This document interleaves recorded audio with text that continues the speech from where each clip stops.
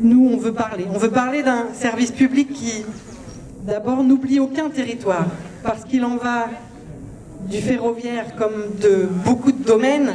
On assiste à ce qu'on appelle une métropolisation des territoires. En gros, les métropoles sont plutôt pas trop mal desservies, encore que, mais à un abandon de plus en plus de territoires. Alan, tu as évoqué le mouvement des Gilets jaunes.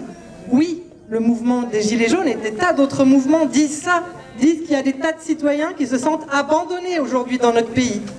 Moi, je viens d'un coin de Normandie, le Pays de Caux, où il y a un certain nombre de gares qui ont été fermées par Morin ces temps-ci. Mais où on a aussi, parce qu'il faut montrer que, effectivement, tu l'as dit Philippe, quand on se mobilise, on gagne des choses, on a réussi à faire rouvrir la ligne Bréauté-Fécamp, alors qu'elle était fermée depuis bien moins longtemps, évidemment, que la ligne Caen-Flers. Donc oui, un service public qui irrigue l'ensemble du territoire. Un service public qui fait du ferroviaire, enfin qui conçoit le ferroviaire dans tous ses aspects. On est ici une région où il y a 2 grands ports maritimes, celui de Rouen et du Havre, et où il y a tout le complexe portuaire autre. Eh bien, moi je suis affolée de voir ce que devient le fret ferroviaire dans une région comme la nôtre, du port du Havre, qui est le plus grand port en termes de trafic de conteneurs en France. Il y a, je crois, moins de 5% aujourd'hui de ces conteneurs qui partent par le rail. Là, il y a des choses concrètes à faire en matière d'environnement et puis en matière de sécurité, parce que la sécurité routière est aussi, à mon avis, un enjeu. Il y a à faire en termes de politique tarifaire. Et nous, on propose la gratuité des transports pour les moins de 26 ans. On demande aux jeunes, on dit aux jeunes, soyez mobiles, allez chercher du boulot loin de chez vous, allez faire vos études loin de chez vous. Mais pour qu'ils soient mobiles, il faut qu'ils puissent accéder au transport. Moi, j'attends un service public humanisé. Je veux voir des êtres humains dans nos gares, je veux voir des guichets ouverts, je veux voir des gens derrière les guichets, je veux voir des gens qui peuvent nous renseigner. La société qui dit tapez 1, tapez 2, et puis ça correspond jamais aux soucis qu'on rencontre, c'est plus possible. On a besoin d'humaniser notre société. Moi, je souhaite un service public où il y a des personnels dans les trains. Je ne veux pas abuser de votre temps, mais j'ai vécu une anecdote qui est emblématique et que je raconte donc souvent.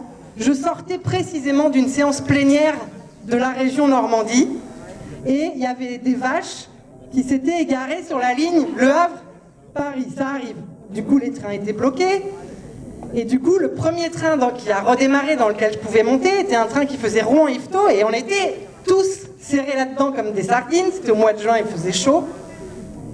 Un contrôleur formidable. Un contrôleur qui a su détendre l'atmosphère, parce que les gens étaient tendus, stressés, ils étaient en retard, ils ne savaient pas comment ils allaient rentrer chez eux.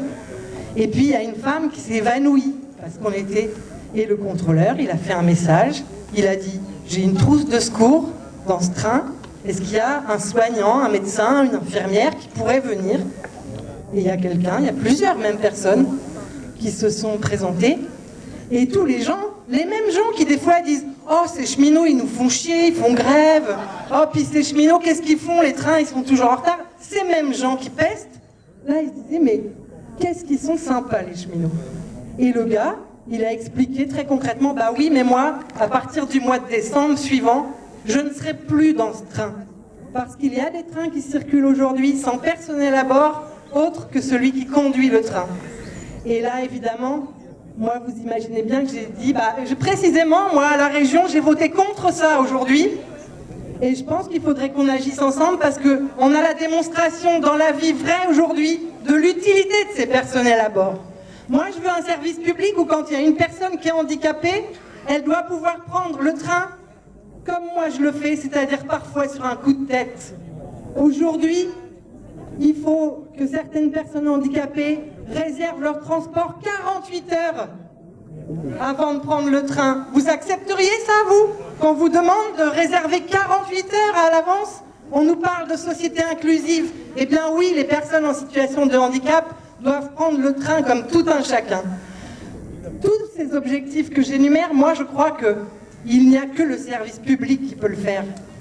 Parce qu'évidemment, dès que c'est les logiques de rentabilité, les logiques privées qui pilotent, alors, et Laurent Brun l'a parfaitement bien expliqué, alors il y a des lignes qui sont pas forcément rentables, du coup on peut peut-être les abandonner, etc., etc. Et Morin, il a mis les doigts là-dedans d'une manière, on est la seule région de France où la région a dit à l'État qui n'en demandait pas tant, bon, écoutez, nous on va reprendre tous les trains. Allez hop, on reprend tout, on va tout assumer.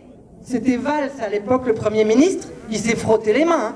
Il a dit, bon allez, voilà quelques sous, beaucoup de sous, parce que tout ça coûte cher, je le sais, mais voilà des sous, on vous achète quelques locaux, quelques rames, et puis on n'en parle plus, vous vous débrouillez. Ah oui, en fait, Morin, la seule chose qu'il est parvenu à faire, c'est faire encore plus mal que ce que faisait l'État. Et ce qui m'inquiète, c'est qu'il a voulu faire ça sur les grands ports maritimes, les reprendre dans le giron de la région, et qu'aujourd'hui, il dit qu'il veut faire ça sur la santé.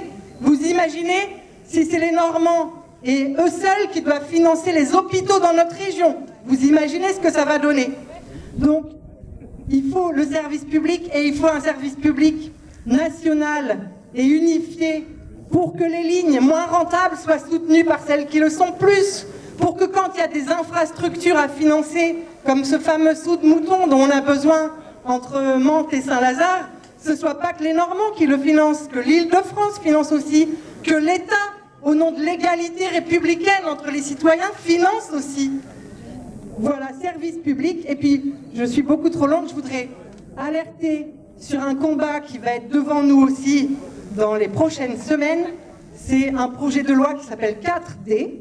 Je ne rentre pas dans les détails, mais qui contient notamment le fait que aujourd'hui, le réseau, il appartient à la nation française, il est exploité par SNCF Réseau. Eh bien, si la loi passe en l'état, alors il y a des parties du réseau qui pourront être déconnectées, enfin pas déconnectées physiquement, mais déconnectées de l'ensemble du réseau et privatisées en quelque sorte, ou peut-être à des collectivités au départ, mais au bout du bout privatisées. Et si on veut faire circuler du fret, des voyageurs, des touristes, si on veut que les lignes rentables soutiennent celles qui le sont moins, alors il faut empêcher que le réseau soit démantelé. Et ça, c'est aussi, je crois, un combat qu'on doit mener ensemble dans les prochaines semaines.